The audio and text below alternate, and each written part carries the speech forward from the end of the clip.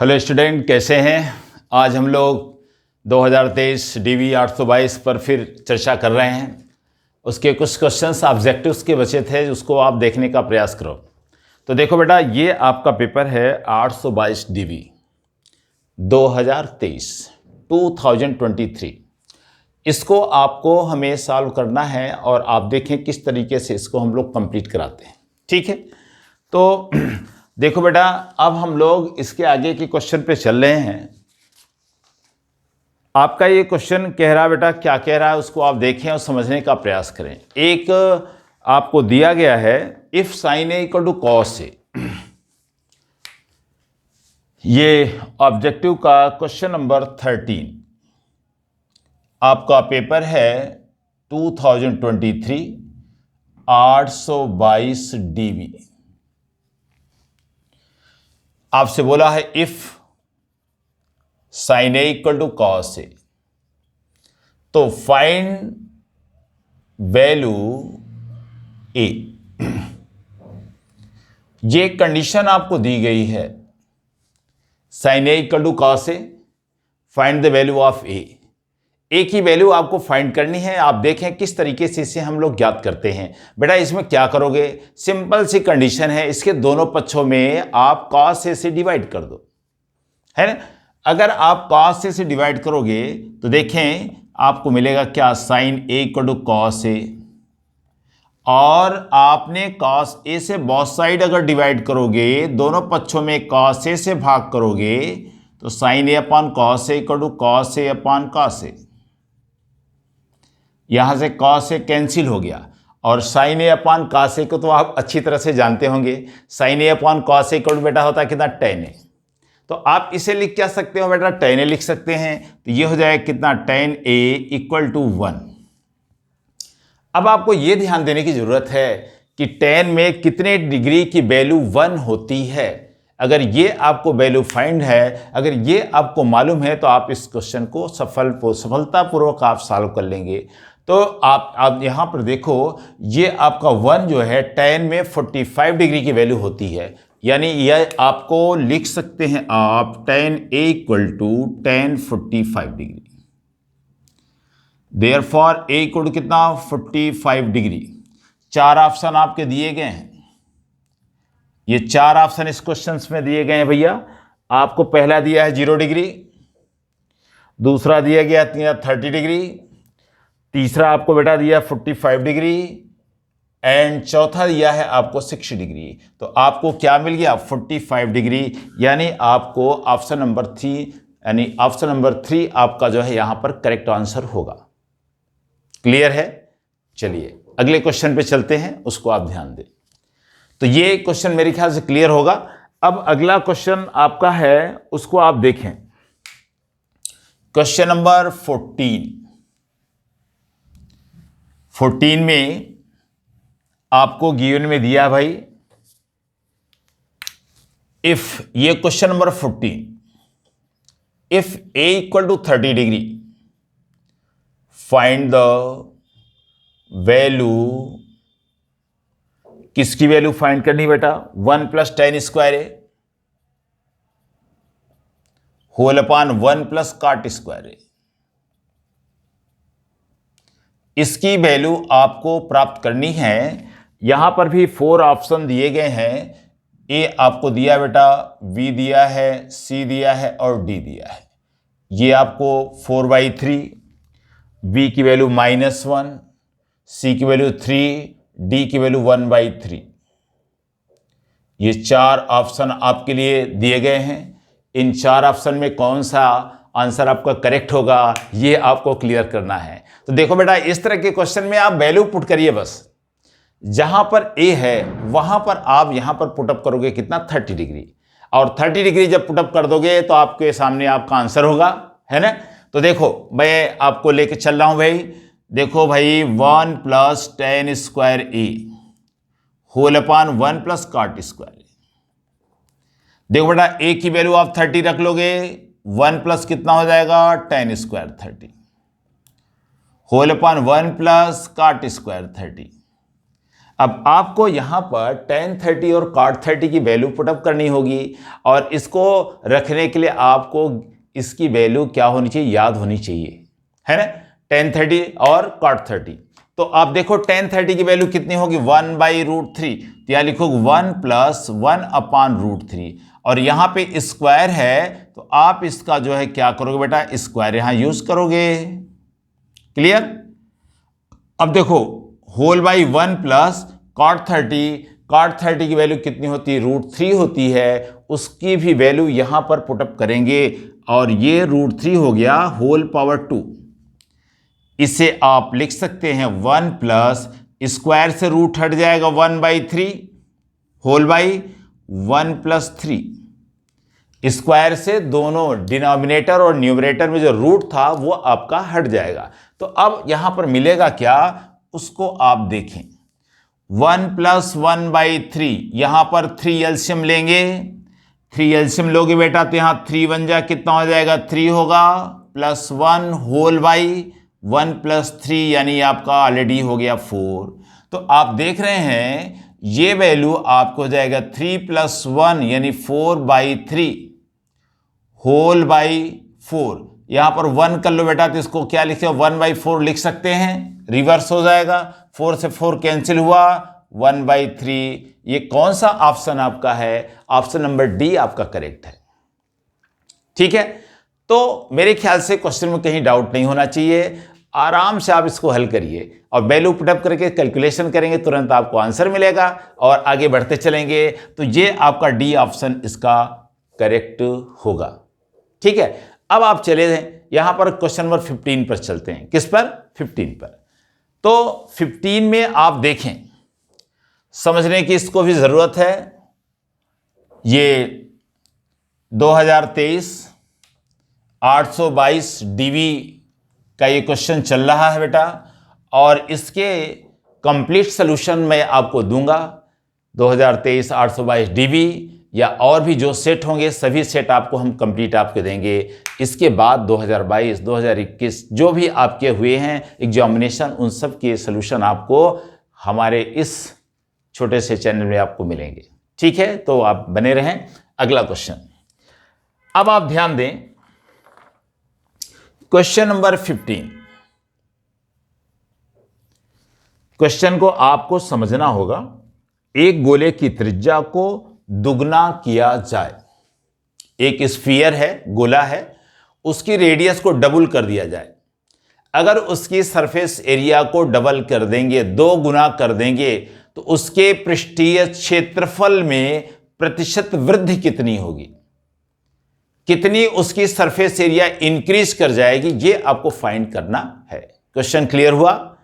एक गोला है यानी एक स्फीयर है बेटा, ये एक स्फीयर हो गया जिसकी रेडियस हमने ले लिया कितनी, r, और दूसरा स्फीयर आपके पास है जिसकी रेडियस कितनी है बेटा, 2r। ये c और ये c डैश, दोनों कंडीशन समझ रहे हैं। एक स्फीयर यानी गोला, गोले की त्रिज्या r, दूसरा स्फीयर उस गोले की त्रिज्या पहले वाले गोले की त्रिज्या की 2 गुनी है, तो उनके पृष्ठीय क्षेत्रफल में प्रतिशत वृद्धि कितनी होगी, उनकी सरफेस एरिया में परसेंटेज कितना होगा, यानी कितना वो इंक्रीज कर जाएगा, increase percent of surface area. तो बेटा सबसे पहले पहली कंडीशन ले आओ, यानी पहले फर्स्ट स्फीयर के लिए लेंगे तो CSA यानी सरफेस एरिया ऑफ स्फीयर कितना हो जाएगा, यानी कि पृष्ठीय क्षेत्रफल, सरफेस एरिया ऑफ स्फीयर। बेटा S1 से नोट करो, आपको मिलेगा कितना, 4πr²। Surface area of sphere होता है कितना, 4πr²। क्लियर। अब दूसरे यानी सेकेंड स्फीयर की बात करेंगे। सेकेंड स्फीयर में क्या होता है, सेकेंड स्फीयर के लिए क्या करोगे भाई, केस 2, इसके लिए S2 इक्वल हो जाएगा 4πr, r की वैल्यू यहां रखोगे कितना, 2r। क्लियर। तो कितना हो जाएगा बेटा, 4π 2 2 जा कितना, 4r²। इसको आप लिखेंगे 16πr²। फर्स्ट स्फीयर और सेकेंड स्फीयर दोनों की सरफेस एरिया आपको फाइंड हो गई। क्लियर। अब आपको निकालना है क्या, इंक्रीज सरफेस एरिया, यानी कि उसकी सरफेस एरिया में कितनी वृद्धि होगी। तो पहले आप प्रतिशत वृद्धि, यानी कि पहले आप यहां पर फाइंड कर लोगे क्या, पृष्ठीय क्षेत्रफल में वृद्धि। क्या निकालोगे, पृष्ठीय क्षेत्रफल में वृद्धि। ठीक है। देखो बेटा, सरफेस एरिया कितनी इंक्रीज करेगी, तो वो आप क्या करोगे, यहां पे S2 माइनस S1, S2 की वैल्यू कितनी 16 पाई आर स्क्वायर, और S1 की वैल्यू कितनी 4 पाई आर स्क्वायर। इसको सब्ट्रैक्ट करोगे यानी इसको माइनस करेंगे तो आपको 12 पाई आर स्क्वायर प्राप्त हो जाएगा। यानी कि सरफेस एरिया में जो इंक्रीज हो रहा है, यानी कि जो आपका पृष्ठीय क्षेत्रफल में वृद्धि हो रही, वो हो रही कितनी 12 पाई आर स्क्वायर। आपको परसेंटेज एरर फाइंड करना है, तो कैसे निकालोगे ये आपको देखना पड़ेगा। तो आप ध्यान दो भाई, परसेंटेज यानी प्रतिशत वृद्धि, क्या करोगे भाई, ये आपको हो जाएगा 12 pi R square whole by surface area first sphere, यानी कि पहले गोले का पृष्ठीय क्षेत्रफल, यहां पे लिखोगे 4 pi R square into 100। Percentage find करने के लिए 100 से मल्टीप्लाई करोगे, यहां पाई आर स्क्वायर कैंसिल हो गया, 4 3 जा 12 हो गया, 100 3 जा कितना हो गया 300। इतने परसेंट की वृद्धि हो रही है। तो आप देखो, इसमें 4 ऑप्शन इसमें भी दिए गए हैं भाई, ये चारों ऑप्शन आपको दिए गए भाई, 100%, 200%, 300% एंड कितना 400%। तो ये ऑप्शन आपका 3 आपको करेक्ट मिलेगा, ये तीसरा ऑप्शन इसका करेक्ट होगा। किसी कोई डाउट है? तो इस तरीके से आप भैया इन क्वेश्चंस को बड़े आसानी से इजी वे में सॉल्व कर सकते हैं और अपने बोर्ड में अच्छे अंक ला सकते हैं। ठीक है, तो नेक्स्ट क्वेश्चन की ओर चलते हैं इसी बात पर। चलो भाई, अगला क्वेश्चन आपका है यहां पर 16, 2023 822 DV।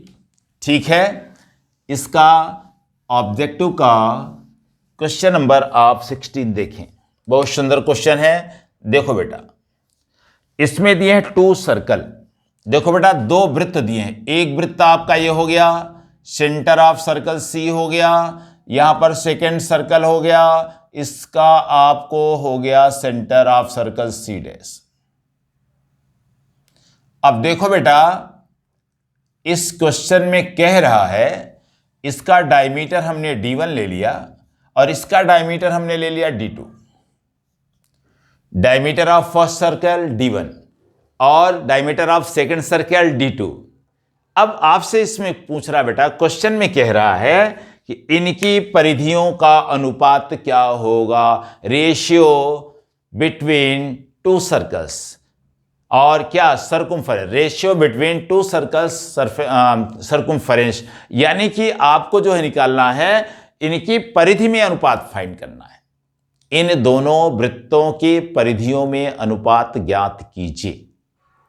ठीक है, यानी दोनों की परिधियों में रेशियो आपको फाइंड करना है, सर्कुम्फरेंस में रेशियो आपको फाइंड करना है। तो आपको यहां पर दिया गया है इनके व्यास में अनुपात, इनके डायमीटर में रेशियो दिया है, डायमीटर में अनुपात, व्यास में अनुपात। ठीक है, दिया बेटा D1:D2 इक्वल टू 4:9। इसका मतलब D1/D2 इक्वल टू 4/9। क्लियर है? ये आपको इन वृत्तों के व्यास में यानी डायमीटर में रेशियो आपको दिया गया 4:9। फाइंड करना है इनकी परिधियों में अनुपात, सर्कुम्फरेंस में रेशियो आपको फाइंड करना है। तो सबसे पहले आपको देखना पड़ेगा यहां पर कि सर्कल 1 के लिए बेटा, केस 1 यानी फर्स्ट सर्कल के लिए पहले सर्कल की सर्कुम्फरेंस क्या होगी, उसको S1 मान लिया हमने, ले लिया 2 पाई R1। इसकी रेडियस अगर R1 है, इसकी रेडियस हमने ले लिया R2 ले लिया, तो 2 पाई R1 सर्कुम्फरेंस ऑफ सर्कल होता है 2 पाई R। फर्स्ट सर्कल इसलिए हमने लिया S1 इक्वल 2 पाई R1 ले लिया। क्लियर? अब आपको एक फार्मूला और क्लियर होना चाहिए, रेडियस और डायमीटर में रिलेशन क्या होता है ना। रेडियस और डायमीटर में रिलेशन क्या होता है? रेडियस जो है डायमीटर की हाफ होती है। क्लियर? अब वो वैल्यू यहां पुटअप कर दो भाई, यहां पे हो जाएगा R1 इक्वल टू बेटा कितना, D1/2। इसकी वैल्यू यहां उठा के रखोगे तो S1 इक्वल टू 2 पाई और D1/2, 2 से 2 कैंसिल किया, फर्स्ट क्लास आप लिख सकते हो पाई D1 इक्वेशन फर्स्ट। क्लियर है? चलिए सेकेंड सर्कल के लिए चलते हैं। सेकेंड सर्कल में क्या हो जाएगा? S2। देखो बेटा सेकेंड का सर्कल के लिए S2 मतलब सर्कमफेरेंस ऑफ सेकेंड सर्कल, यानी दूसरे वृत्त की परिधि का फार्मूला यहां पर हो जाएगा 2 pi R2। Similarly R2 equal to D2/2, radius equal to diameter. तो अब आप देखो इसकी वैल्यू यहां पुटअप करोगे, S2 इक्वल टू हो जाएगा 2 पाई, R2 की वैल्यू हमने रख दिया कितना, D2/2, 2 से 2 कैंसिल, तो मिला क्या, S2 equal to pi D2 equation 2। अब बेटा क्या करना है, इक्वेशन 1 डिवाइडेड बाई 2, समीकरण 1 में 2 से भाग करेंगे तो आपको क्या मिलेगा, उनकी परिधियों में अनुपात आपको प्राप्त हो जाएगा। तो आप देखो क्या करोगे भाई, S1/S2 इक्वल, S1 की वैल्यू हमने रखा भाई पाई D1, क्या रखा, पाई D1। S2 की वैल्यू आपने रखा बेटा कितनी, पाई D2, तो यहां पाई D2, बेटा पाई से पाई कैंसिल हो गया, S1/S2 इक्वल टू D1/D2। अब आप देख रहे हैं क्या, D1/D2 की वैल्यू आपको दी गई है, क्या दी गई भाई, 4/9। इसकी वैल्यू वहां पुटअप करेंगे आप तो आपको क्या मिलेगा, देयरफॉर S1/S2 इक्वल टू 4/9, या लिख सकते हो S1:S2 इक्वल टू 4:9। अब देखो इसमें भी 4 ऑब्जेक्टिव्स दिए गए हैं, A, B, C and D। पहले में आपको दिया है 9:4, सेकेंड में दिया 4:9, थर्ड में गिवन में है बेटा 2:3 एंड 4 में आपको दिया है 4:5। यानी आपको अब तो क्लियर हो गया भाई, सेकेंड ऑप्शन इज करेक्ट, यानी कौन सा, बी इसका करेक्ट होगा भाई, है ना। तो इस तरीके से बेटा इन क्वेश्चंस को आप बहुत इजी तरीके से सॉल्व कर सकते हैं। तो इनके शेष क्वेश्चंस को देखने के लिए नेक्स्ट वीडियो का इंतजार करेंगे आप, और इन 4 क्वेश्चंस को इजी वे में आप सॉल्व करने का प्रयास करें। Thank you.